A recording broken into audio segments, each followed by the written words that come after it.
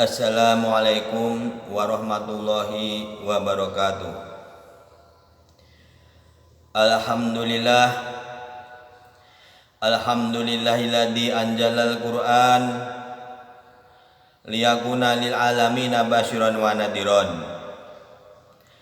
Asyhadu an la ilaha illallah wahdahu la syarikalah, innahu kana bi ibadi khabiran basyiran. Wa asyhadu anna Muhammadan abduhu wa rasuluh arsalahu Allahu baina yada sa'ati basyiran wa nadhiran wa da'iyan ila Allah bini wa sirajan munira ladiqala wa tarakna ala mahajatil baida ilailuha kana hariha la yajiwanha ila halikun. Allahumma sholli wa sallim wa barik ala Muhammadin wa ala alihi wa ashabihi wa man tabi'ahu bi ihsanin ila yaumiddin. Ya ayyuhalladzina amanu kutiba alaikumusyyam kama kutiba alal ladzina min qablikum la'allakum tattaqun. Ya ayyuhan nasu taqu rabbakumul ladzi khalaqakum min nafsin wahidah wa khalaqa minha zawjaha wa batha minhuma rijalan katsiran wa nisaa. Wattaqullaha alladzi tasaaluna bihi wal arham innallaha kana 'alaikum raqiba. Ya ayyuhalladzina amanu taqullaha wa qulu qawlan sadida yuslih lakum a'malakum wa yaghfir lakum dzunubakum wa may yuti'illahi wa rasulahu faqad faza fawzan 'adziman. Fa inna asdaqal hadisi kitabullah wa khairul huda huda Muhammadin sallallahu alaihi wasallam wa syarrul umur muhdatsatuha wa kullu muhdatsatin bid'ah wa kullu bid'atin dhalalah wa kullu dhalalatin finnar. Jamaah muslimin wal muslimat rahimahumullah dan para pemirsa channel YouTube Jarwanijar, untuk kesekian kalinya kita selalu mengingatkan bahwa di dalam rangka bulan Ramadan ini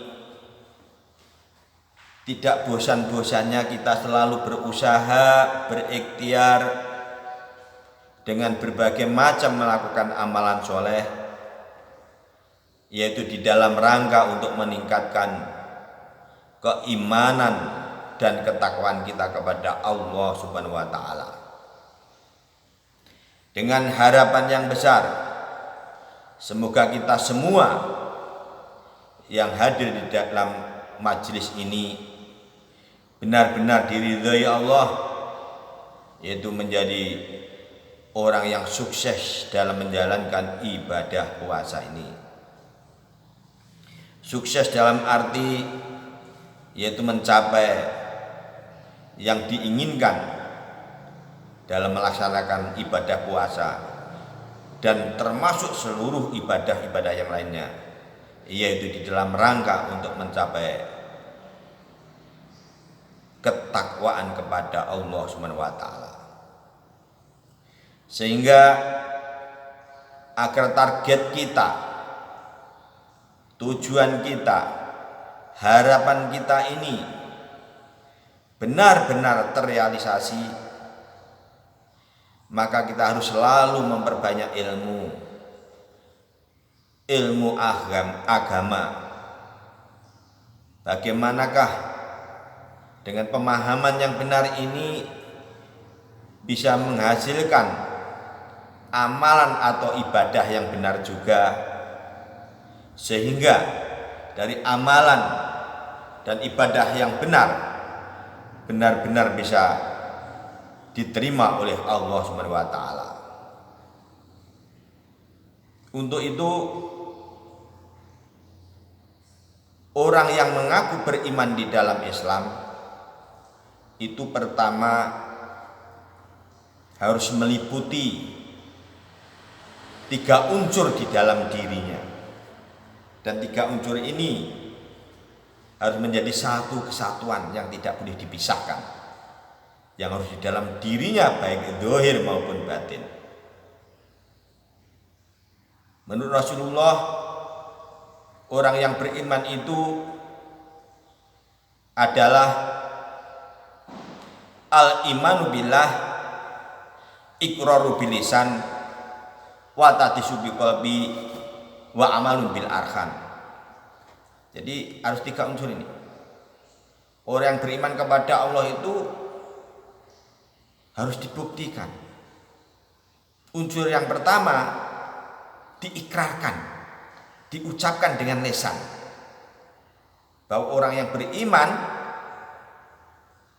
di samping kata-katanya itu mengaku bahwa dirinya orang iman di dalam Islam, maka lisannya harus terbiasa melakukan kata-kata, omongan, kalimat, mungkin ajaan, katalah untuk dakwah, nasihat menasihati, terutama untuk dirinya sendiri, istrinya, anak-anaknya atau keluarganya, itu prioritasnya harus jelas. Dirinya itu yang lebih penting. Karena apa? Kalau kita sampai ngomong hanya seperti Pak Khalil tuku mbako, iso dalil gak iso nganggo, itu juga bahaya. Allah mengingatkan, ya ayyuhalladzina amanu lima taqulu ma la taf'alun. Hai orang-orang yang beriman, mengapa kamu mengatakan, kamu ngomong saja tapi tidak mengamalkan, tidak mengerjakan? Itu ditegur oleh Allah. Aja apik dhewe gak nglakon. Ngomongnya santun, di luar itu mencuri, nipu, berdusta, dan lain sebagainya. Nah ini bahaya. Kalau sudah diancam seperti ini, kok kita tetap melakukan, diri kita sendiri belum mengamalkan, itu disebut munafik. Dan orang yang seperti ini Allah sangat benci, sangat murka. Kabura maktan indallahi an taqulu ma la taf'alun. Amat sangat kebencian, kemurkaan Allah pada orang yang mengatakan tetapi tidak mengamalkan atau tidak mengerjakan. Ini peringatan Allah, ini harus kita renungkan. Sehingga di samping kita memang dianjurkan sebagai orang beriman itu berdakwah, maka mendakwai diri sendiri, keluarga, anak-anak kita itu lebih penting. Jadi kalau kita sudah bersuami istri, kita harus menyediakan waktu minimal seminggu 1 kali lah minimal. Jadi yang rutin dirutinkan 3 kali. Kita habis maghrib jamaah atau bareng isya jamaah dengan keluarga, sebagai suami harus memberikan tausiah kepada keluarganya. Karena apa? Kita wajib menjaga keluarga kita dari siksa api neraka. Caranya apa? Kita ajak mereka untuk taat kepada Allah. Kalau kewajiban itu sudah kita lakukan dan ternyata Allah mentakdirkan yang lain, itu bukan urusan kita. Tapi kita sebagai ayah, sebagai bapak, atau mungkin sebagai ibu, kalau ayahnya nggak ada, itu mempunyai kewajiban mendidik anak-anaknya, terutama pendidikan masalah agama ini. Di agama itu harus ditanamkan dari keluarga. Tauhid, insya Allah kalau kita rutin, anak-anak kita memahami tauhid dengan benar, iman yang terbentuk, timbul rasa dosa dan tanggung jawab, sehingga kita los kita keluarkan, kalau sudah anak kita sudah balik di luar, dia akan bisa membawa dirinya. Jadi tidak mudah terpengaruh oleh lingkungan. Justru lingkungan akan terpengaruh kebaikan-kebaikan yang ada dalam diri anak-anak kita. Nah itu kewajiban kita sebagai orang tua. Gak bisa kita punya anak kita serahkan pada sekolah tertentu dan sebagainya. Kita sebagai orang tua tidak pernah mendidiknya di rumah. Itu bahaya. Kemudian unsur yang kedua, setelah lesannya orang yang mengaku beriman itu selalu berisi kata-kata omongan yang santun, menyejukkan, yang berisi nasihat, dakwah, ajaan untuk hal yang amar ma'ruf nahi munkar, maka yang kedua harus wastadiku biqolbi. Jadi harus diyakini. Keyakinan dalam hati harus kuat. Keyakinan ini harus dibentuk berdasarkan keyakinan kalau dalam Islam itu yaitu ilmu tauhid, ilmu akidah. Sudah saya berikan tausiah yang lalu, tauhid itu sangat penting di dalam Islam. Sangat mulia, sangat agung. Karena tauhid ini sangat menentukan diterima atau tidaknya semua amalan ibadah kita. Az-Zumar 65. Jadi sudah disebutkan di Quran surat Az-Zumar 65 itu sudah saya sampaikan. Kemudian kalau sudah keyakinan itu benar-benar betul bersih dari hal yang berbau syirik, khurafat, tahlil dan bid'ah, dan kita tidak termasuk orang-orang yang klenik-klenik, ya benar kita yakin ada jin setan itu memang ada.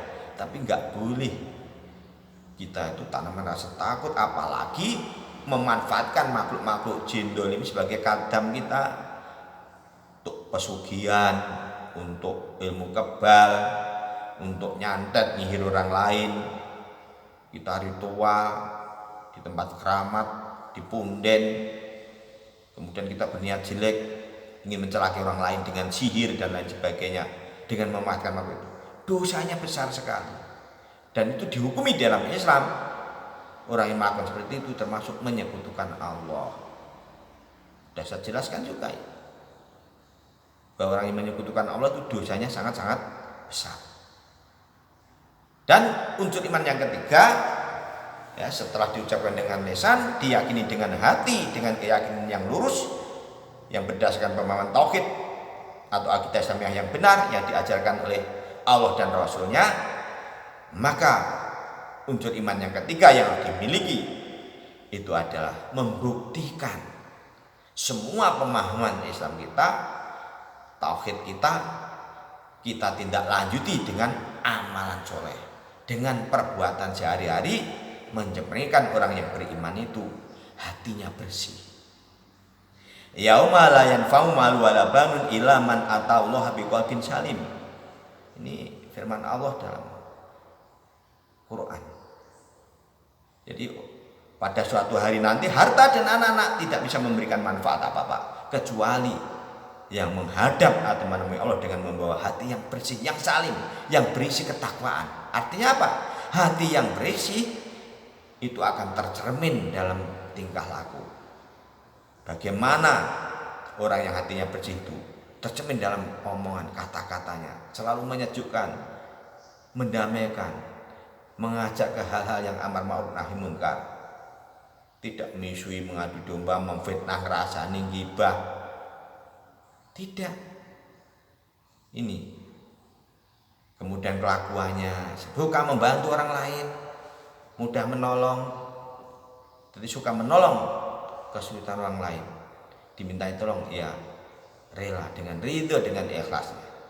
Kalau sudah seperti ini, tiga unsur ini ada dalam diri kita dan kita istiqomah dalam melaksanakan syariatnya Allah, melaksanakan ketaatan Allah. Kalau kita kilap, kita lupa, karena tidak ada seorang manusia pun yang tidak pernah lupa, tidak pernah kilap, tidak pernah berbuat dosa. Maka sebaik-baik orang yang kilap, yang berbuat dosa itu segera sadar, bertaubat kembali ke jalan yang benar. Mudah-mudahan tausiah yang singkat ini bisa memberikan selalu peringatan-peringatan kepada kita. Dan ikuti terus tausiah sebelumnya agar kita senantiasa terbimbing dan menjadi golongannya orang-orang yang diselamatkan Allah. Ada kata-kata yang tidak berkenan, mohon maaf yang sebesar-besarnya. Wabillahi taufiq wal hidayah. Wassalamualaikum warahmatullahi wabarakatuh.